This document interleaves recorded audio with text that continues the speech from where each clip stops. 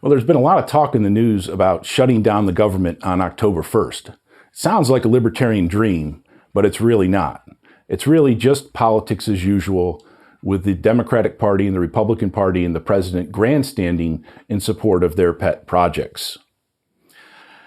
Congress has been acting irresponsibly for years. They haven't passed budgets in several years. They've been operating under a continuing resolution for the last several years, and we're up against the national debt ceiling. This government shutdown is targeted at not having a budget, but the debt ceiling limit has already been reached, and the Treasury has been using extraordinary bookkeeping measures to keep us from going over the debt ceiling limit, which even with all those measures, it's still going to hit the debt ceiling limit at the end of next month.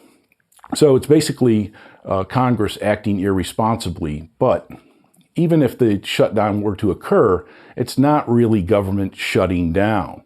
Whole categories, vast swaths of the federal government will continue to operate as, quote, essential features of government. So the military, law enforcement, the post office, the Federal Reserve, Social Security checks, veterans benefits, hospitals, prisons, all those things are going to continue to operate. It's only a few non-essential aspects of government that will be stopped. So the National Institute for Health, for example, will be shut down.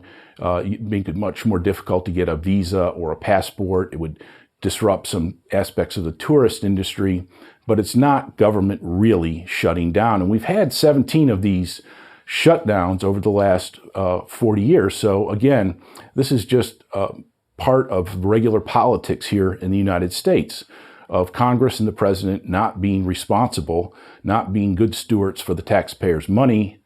And one of the reasons that they have been acting systematically irresponsible is that Ben Bernanke and the Federal Reserve have been buying up a lot of the government debt. So that under the current QE policy of the Fed is buying up $85 billion of government debt every month.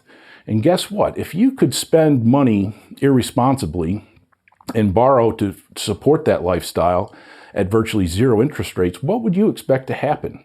So if Ben Bernanke weren't funding the federal debt, and if he would allow interest rates to rise, the American people would rise in opposition to these bloated government budgets and budget deficits. And that, of course, is one of the great beauties of the old gold standard. When we were on the gold standard, the federal budget was balanced virtually every year of American history. And when we were taken off the gold standard in 1971, guess what? We've been running budget deficits almost every year since. And those budget deficits have only gotten larger and larger over time, and now we have a national debt of over $17 trillion. So the gold standard was one of the great checks on irresponsible government spending. And that's the Mises view.